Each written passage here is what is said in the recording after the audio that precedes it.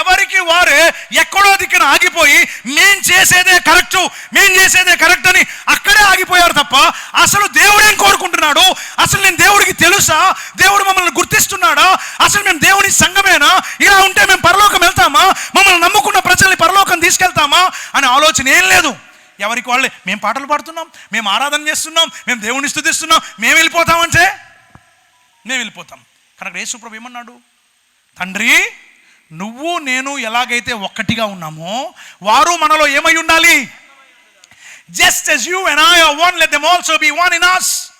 నువ్వు నేను ఎలాగైతే ఒక్కటిగా ఉన్నామో వారు కూడా మనలో ఏమై ఉండాలి. నేను మాట్లాడే మాటలు మీకు అర్థమవుతున్నాయా?